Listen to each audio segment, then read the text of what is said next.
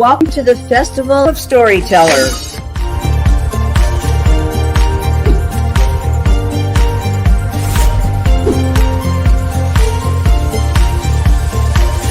I thank everybody that's involved with this process because we know writers need readers and writers need publishers.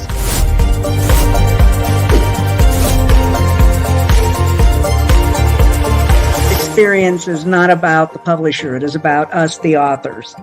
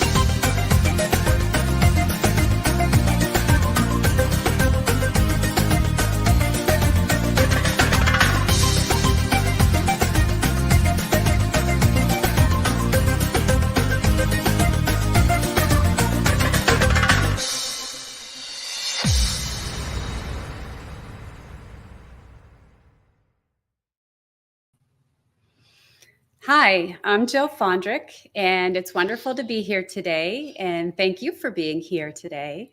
And also thank you, Reader's Magnet, for making all of this possible. I am the author of Elevate Your Mind to Success, Success is Elemental, Who Connects Your Dots, Medically Speaking, Who Connects Your Dots, Students, Who Connects Your Dots, and 2 disease prevention books, digital form only. And the next book that is going to be written is The Missing Variable, followed by When Leaders Don't Lead. So let's see, all my books are found on almost any retail outlet out there, such as Amazon or Reader's House, Barnes & Noble. And even iTunes, the audio version is coming out for some of them as well. And they are all digital too. And you can also go to my website at www.abookintime.net, and you can find out all kinds of information on there. And I even sell some books through there with if you want an autographed copy, you can always go on my website. But I also have sections in there on natural pharmacy and disease prevention, and I love detoxification. So there's methods in there of detoxification as well. So yesterday we had a wonderful discussion on who connects your dots. Oops, this side of it, who connects your dots. And we're going to continue today about critical thinking, because this book is all about critical thinking. And it's really a thought-provoking book. So we're not done thinking yet. So we're going to keep on with this book and talk a little bit more about that today. And we talked about the basis of individuality versus conformity. And there's just so much more to be said about that. If you think about our society, since even 2020, there have been so many changes that we are faced with today that we really need to think about. And it's even more important for us to stay as individuals and not conform. And we need to know why we shouldn't conform and what's being offered there. And there's just a lot of questions we need to ask ourselves that maybe we're not asking, and now's the time to learn. So I really want to stress the importance of learning critical thinking skills. So that's what we're going to talk more about today.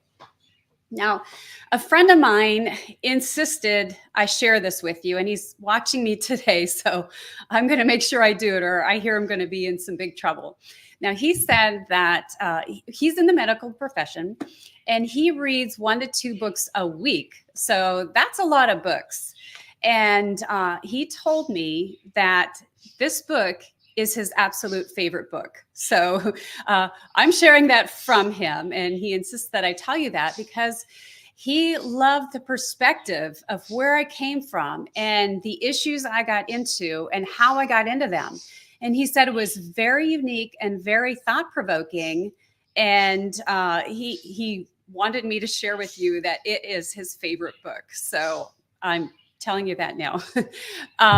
But now we're going to move on into Kay says, wonderful seeing you again today. Thank you, Kay. I am so happy to be here. And I'm so glad you are here with us today because I'm going to make you think. So let's think. Judith says, hi, Jill. It's good to see you today. Hi, Judith. Nice to be here and good to hear from you today. Thank you for commenting. And so let's think. Okay, so I really get into a lot of deep issues in this book, but I make sure I do it in a neutral way. So I cover a lot of categories, even if you think about it. So we're talking about individuality versus conformity. So let's talk about a need to identify. Now, that's a conformity, right? So I get into issues about why people might find a need to identify and why that is being promoted. So who's doing the promoted? Ask critical thinking questions about that. Who is causing this to happen? Who is propagandizing this to happen? That's a really big word. But who is getting it out there and encouraging things like that? These are things I get into in Who Connects Your Dots. And it's really something to think about. And I cover this issue in all 3 books because even look at how young our kids are when they're being presented with these issues. So it's really something to think about and to really ask questions. And that is the basis of critical thinking, is to find out why and who is causing this and who has something to benefit from it. And oftentimes you follow the money. What is the benefit of conforming versus being an individual? And even things like who's to blame. That's another chapter. I have a full chapter on blaming and who's to blame and why. Find the sources of it all and get down to the basics of it. And we did talk a lot about propaganda and how we are now, or the media is permitted to lie. So if you really think about that, that means there is permission for misinformation. So if there's permission for misinformation, why do they have all these fact checkers? So if everyone's allowed to lie, what is the purpose of a fact checker? So this is really how deeply we need to think about these issues.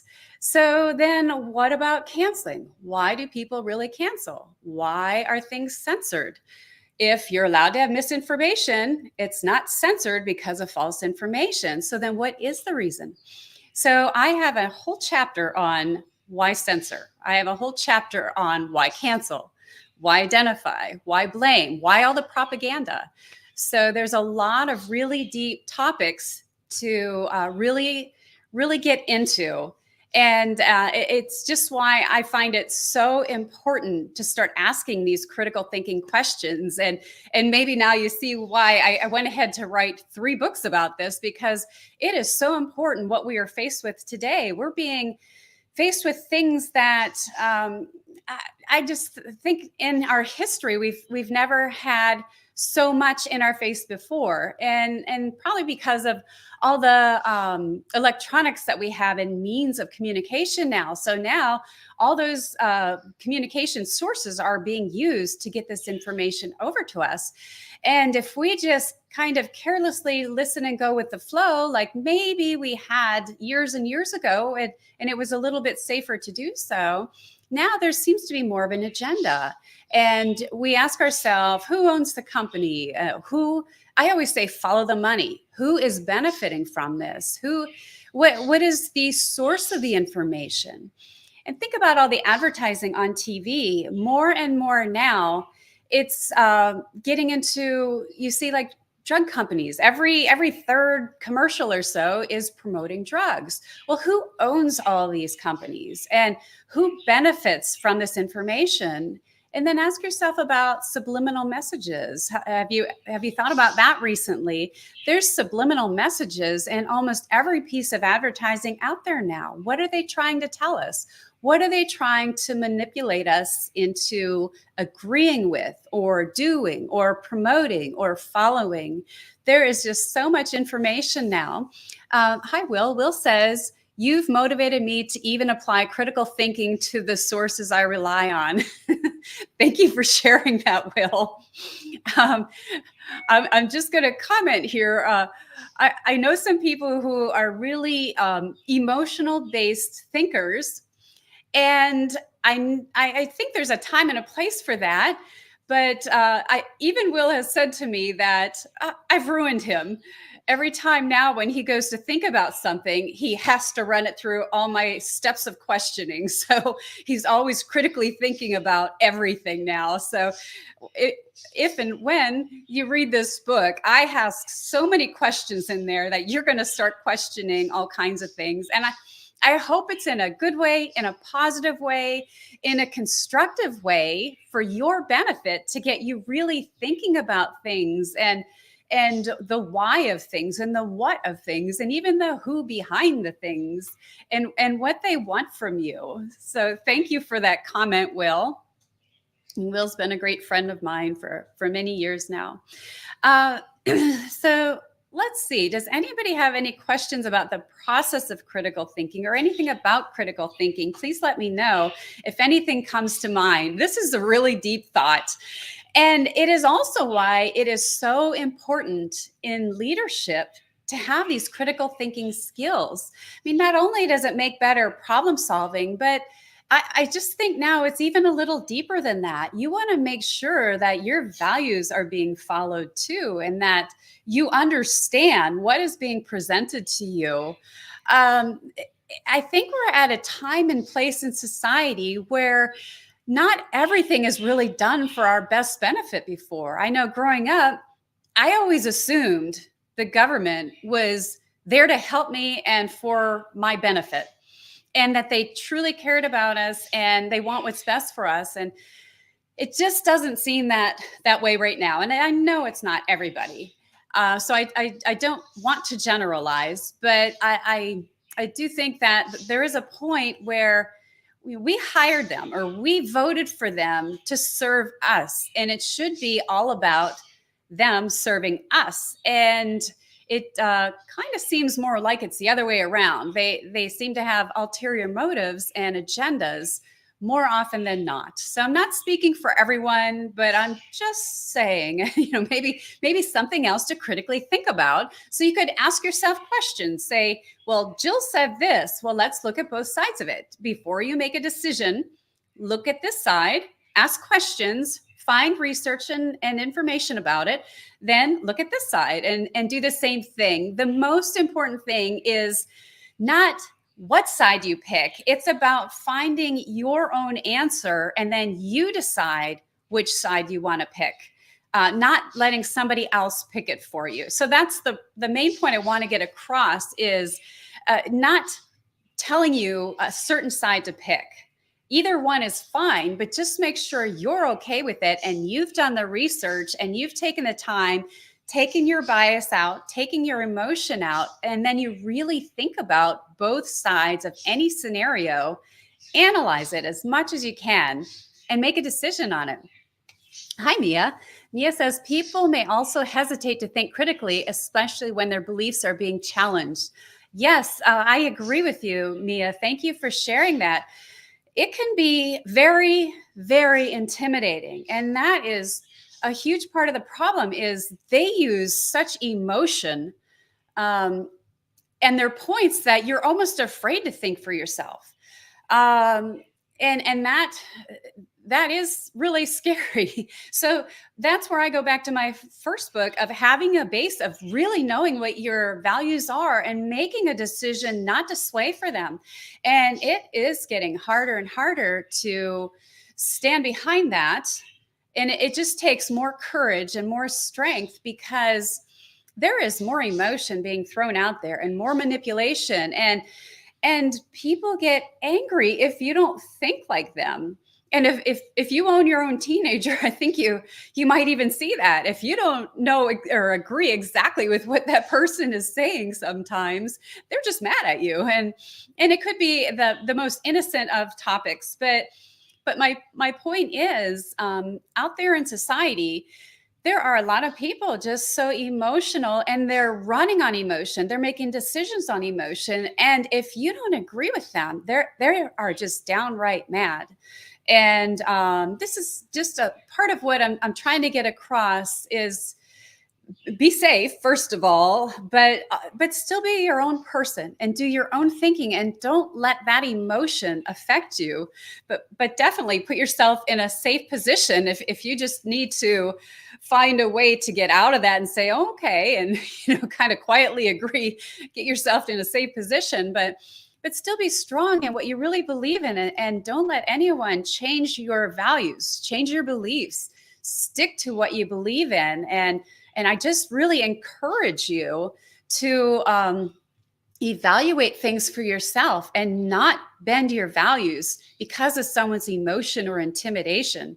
So I get into this really deeply in my books, and I think I give enough practical application through there with each chapter. And as I mentioned before, and with each topic, I ask question after question after question to get you to think neutrally, to be unbiased, to not show emotion, and to just seriously think about the issue. And all the way till the end. And then at the very end, I ask more questions to really solidify what it is you're looking at, so you can come up with your own answers.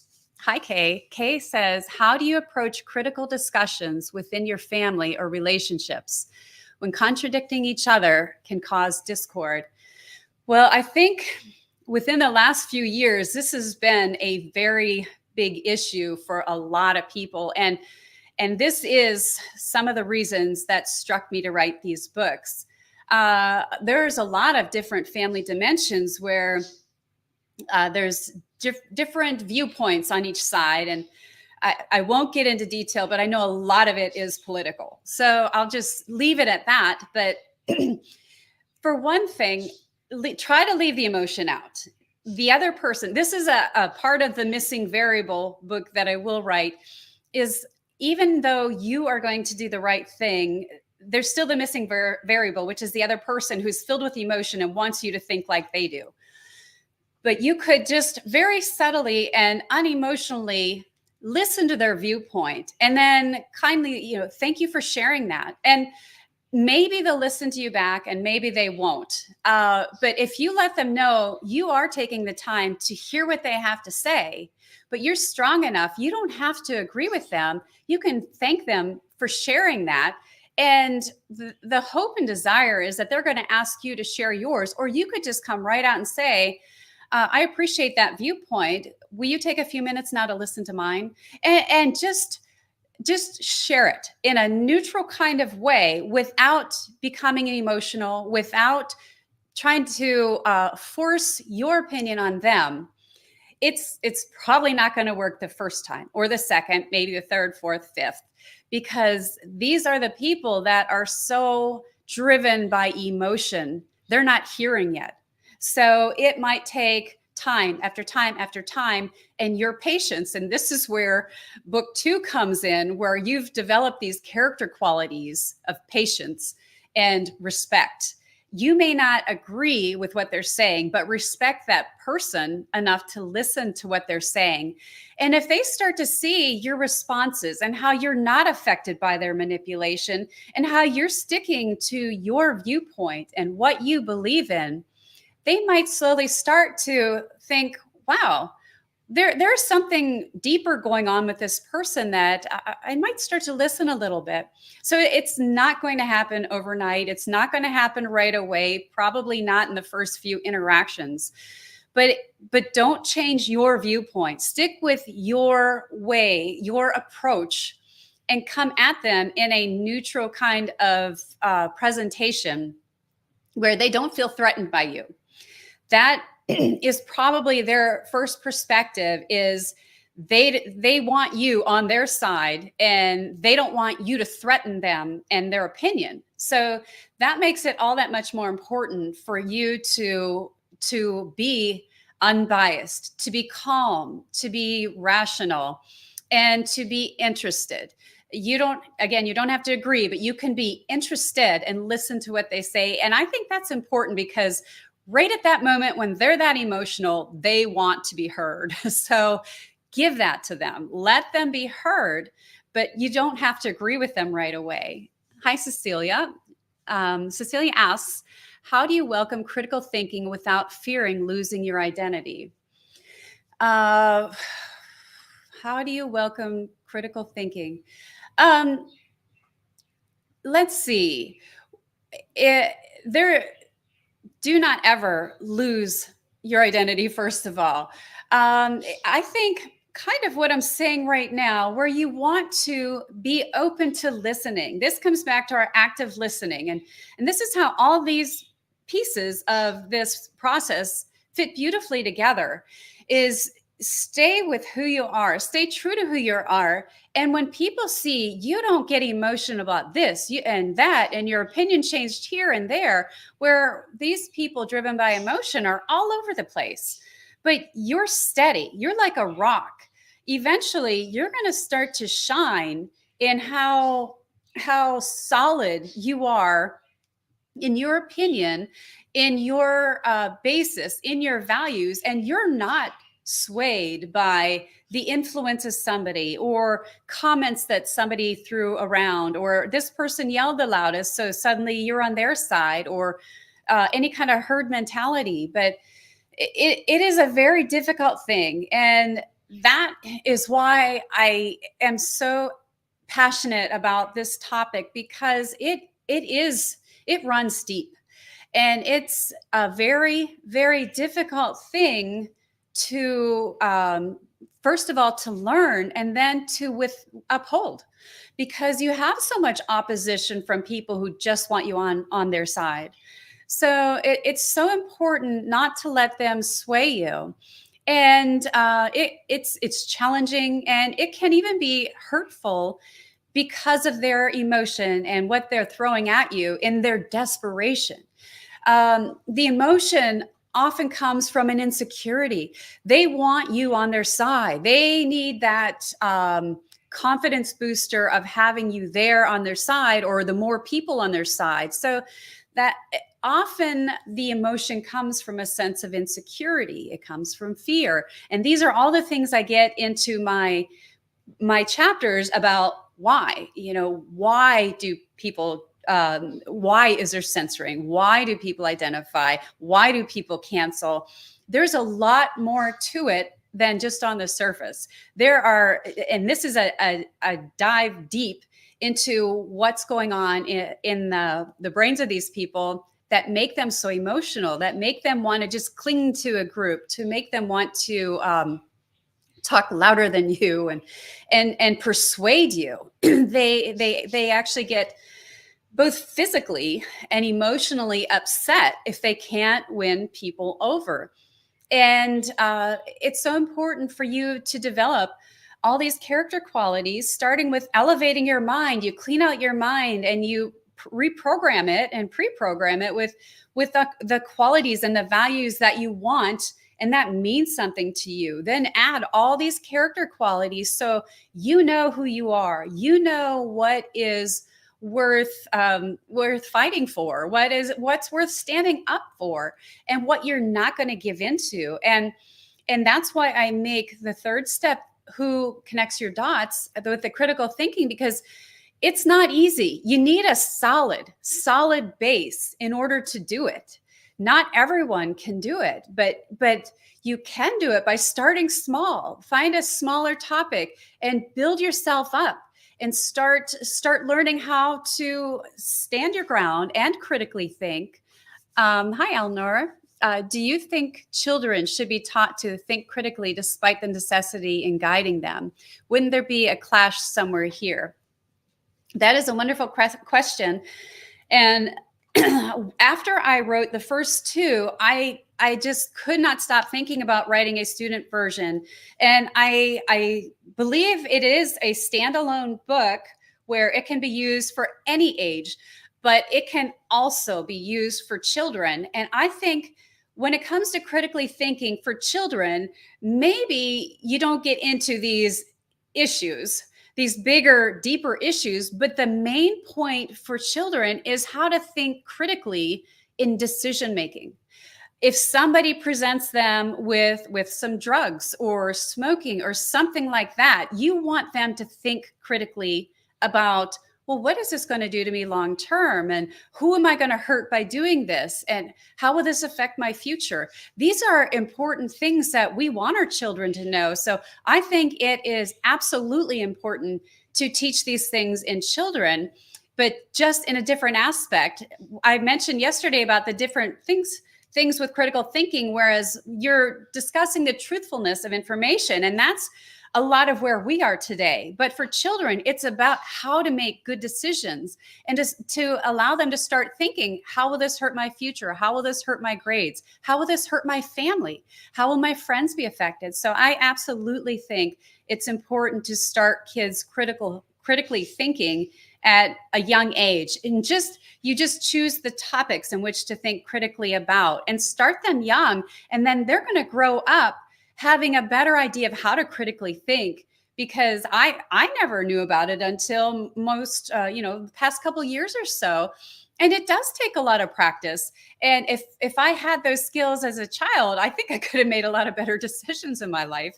And I just never thought outside the box. I never thought of the consequences about it. So I absolutely think kids should be taught to think critically, and just maybe in different aspects, so they can make good decisions and good judgments with where they are in life.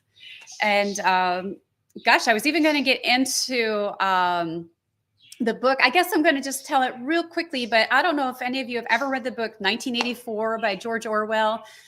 That book is completely about individuality versus conformity. And it was written in 1949, which is absolutely fascinating, because it was in right before the Cold War escalated. And we were looking at Russia as this communistic country. And there were a lot of intellectual Americans in the government who were actually thinking about communism for our country. And so George Orwell wrote an exaggerated version of a completely totalitarian society where everything was controlled. These people weren't allowed to think anymore. Their thoughts were controlled. Their bodies were controlled. They were controlled mentally, physically. They weren't allowed to have free speech. They weren't even allowed to have free thinking. And the whole basis of the book was to conform them to the way they wanted to, so they couldn't think anymore. And if you can't think for yourself, there's no way you're going to rebel. If you don't have an opinion, then you're just going to conform and do exactly what they want. So it's fascinating that this was written. And one of the things, this is where Big Brother is watching you comes from.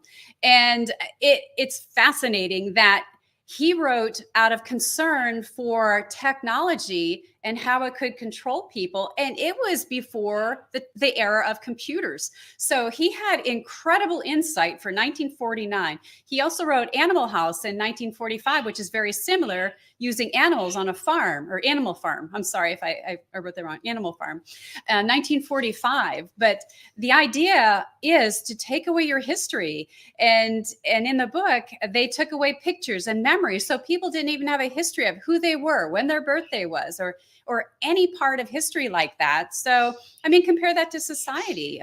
They're trying to take away our history. And why? Ask yourself these questions. Why? If you get time, read that book. George Orwell did a fascinating job with his books and really making you think. So it's so good to really think about this individuality versus conformity. And I just want to encourage you to do some thinking about it, do some research on it, read some of these books, and read my book to find out all this stuff I'm talking about in there. I really do get into some deep detail in there, but I do it in a neutral way. I'm not trying to sway you either way, one side or another. I just want you to think. Start thinking for yourself. Be an individual. You matter. Your thoughts matter. And I just want to share that with you. And I'm already out of time today. So thank you again for listening. Thanks for being here. Thank you, Reader's Magnet. I love this audience. I love you guys. Thank you for your questions today. And if you get a chance, please visit my website at www.abookintime.net. And I was going to get into a little disease prevention today, but I just talked too much about critical thinking. So tomorrow's going to be a combination of disease prevention and detoxification, which I think is such a fun topic to talk about. So we'll have a good time with that. And any other questions about critical thinking, please share tomorrow as well. I could still get into that one a little bit more, but I love being here today, and thank you very much.